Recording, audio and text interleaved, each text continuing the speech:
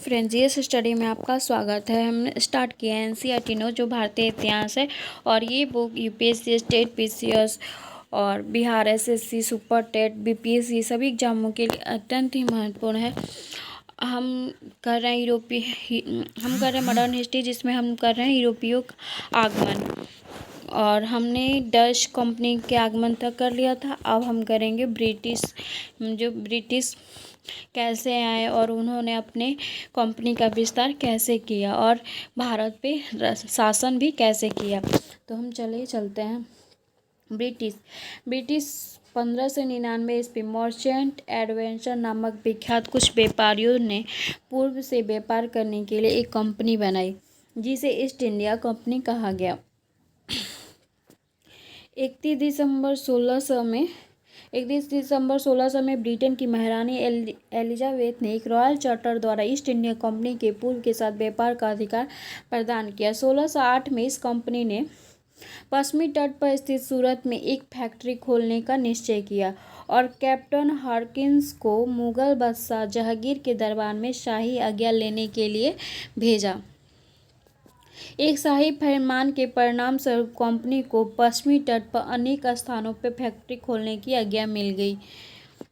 अंग्रेजों ने दक्षिण में अपनी पहली फैक्ट्री मछलीपट्टनम में 1611 ईस्वी में स्थापित किया, किंतु शीघ्र ही उनकी गतिविधियां केंद्र मद्रास में हो गया और जिसका पट्टा वहां के स्थानीय राजा ने उन्हें प्रदान कर दिया।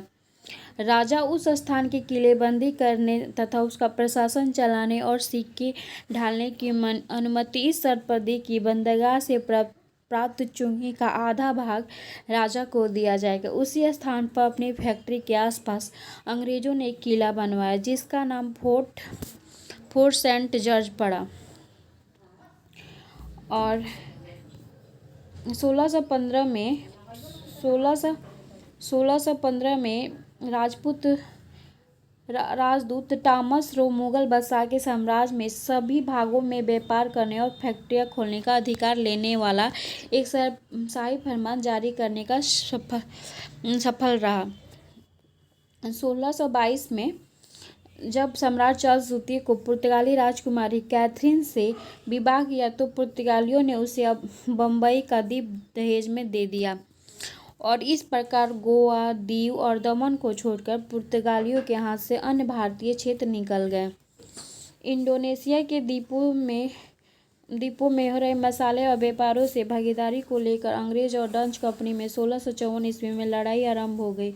अंग्रेजों और डचों के मध्य चलने वाली यह लड़ाई 1667 ईस्वी में समाप्त हुई, जब अंग्रेजों ने इंडोनेशिया पर सारे दावे छोड़ दिए और बदले में डचों ने भारत के अंग्रेज बस्तियों पर आक्रमण न करने का वचन दिया। ईस्ट इंडिया कंपनी का विस्तार कैसे हुआ, हम चलते हैं पढ़ने। 1623 इसमें जब तक ईस्ट इंडिया कंपनी ने सूरत, भड़ौच और अहमदाबाद, आगरा और मछलीपट्टनम में फैक्ट्री स्थापित कर ली थी, तो आरंभ में कंपनी में व्यापार और कूटनीति के साथ साथ युद्धों का सहारा लेने और जिन क्षेत्रों में फैक्ट्रियां स्थापित की उन पर अधिकार करने के भी प्रयास किया। दक्षिण भारत में अंग्रेजों की परिस्थितियां अधिक अनुकूल नहीं थीं, क्योंकि दक्षिण में कोई भी शक्तिशाली राज्य नहीं बचा था। 1668 में ईस्ट इंडिया कंपनी की ब्रिटिश सरकार ने बम्बई का द्वीप प्राप्त किया। बम्बई के रूप में अंग्रेजों के एक बड़ा और आसानी से रक्षा कर सकने वाला योग्य बंदरगाह प्राप्त हुआ। पश्चिमी तट पर अब कंपनी के हेडक्वार्टर के रूप में सूरत का स्थान अब बम्बई ले लिया।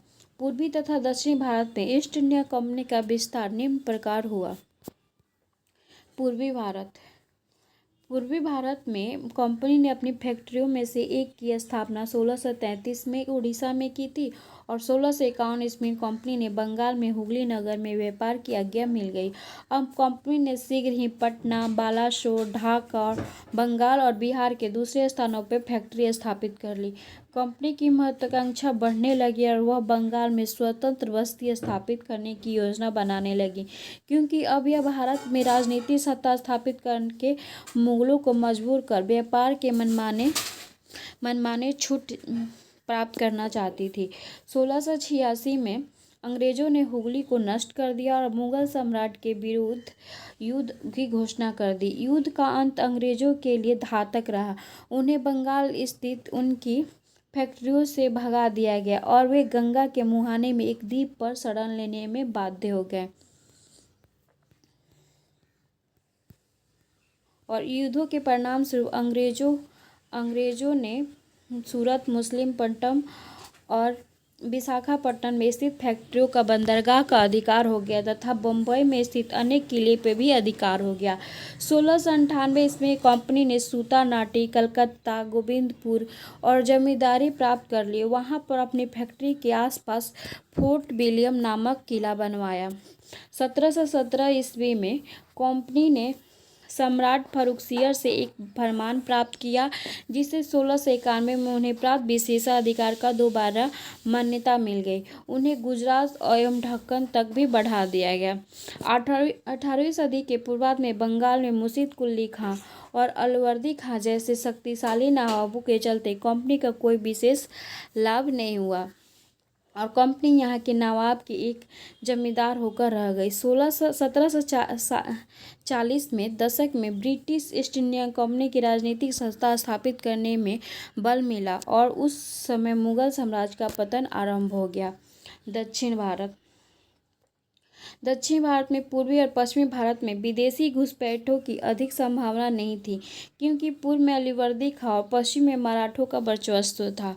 उस समय दक्षिण भारत में विदेशी शक्तियों के लिए परिस्थितियां अनुकूल होती जा रही थी क्योंकि औरंगजेब की मृत्यु के पश्चात मुगल सत्ता कमजोर हो गई थी और 1648 में निजामुल और आसफ जाह की मृत्यु के पश्चात उसका साम्राज्य कमजोर हो गया।